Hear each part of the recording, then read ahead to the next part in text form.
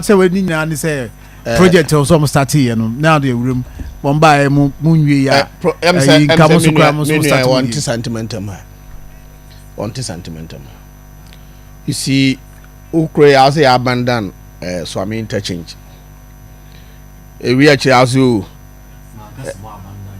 meba please man you I also man okay please o kan nem kuta ma throw her so to them kind Sir John say you abandon no when you do this omo abandon na china say in communication you will be a friend tense taking ye nyina ye kasa obi nti into the what for pain my wouldn't pay mama you see over $25 million na so I mean tell you my year adwuma na as a contractors no abind over $25 million omo ntua nti ye bae no say woni economy so omo de man the economy had collapsed nti ye bae no Amoakohene adaroma say Amoakohene ya won follow ni ye ade a o feel say negative Amoakohene aka no o follow Amoakohene a follow aka say encho the road minister beba Kumasi ha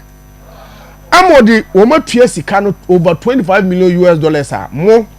mo ahopepre mo kofa so am interchange buy mo antua no John Dramani Mahama TSS kan ama odi road minister ba otumfo ho abeka to otumfo se ohene adwuma no ka na o matua enti na otwe ebesimu ye na otwe ewumu no o ma start e mu ye adwuma edi so ka se hu de Amoakohene aya mo ba ye mfie enwotwe na mudi aban mu sentimental ma vote akese ede ma mu nyina no mo antumi amahwe mo begina ha mo kwa hemfie akọ promise wa hene edrum na bikura no yewura samo se mensa sentimental council friend no oya as mirror I think they me who they menka say the point is that sikani ho mutumi kwaye project so ba sentimental ma munya vote friend dey sikani ha muni scam de be na ye ba mo twen aboso ye me ye de we believe in the directive principle of state policy say and say development no ye man sheta bia whether or not say enkrofo ne to man na say nyon ade ba kwa Amoakohene aboa ye ne say in 1 minute wo hwe outer Kumasi ring road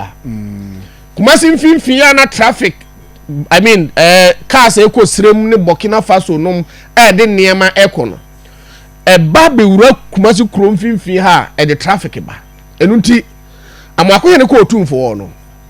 oni road minister ne deputy defense minister ekoi ane atia junction omo be ye kwan na fa atia junction Buankra area ho no makofa dwaben akosi kasam de no makosi tano dumase krobi wo ho ye fro ahojo na wura ma be sie kwan mu akom denase se de be ya mu amoko techiman bono ne ahafo ne ye friend say sremu mantam mu no o ma mefa Kumasi kro mfimfi e di sa kwan se sia me no kase no Amoakohene akotumfo ho a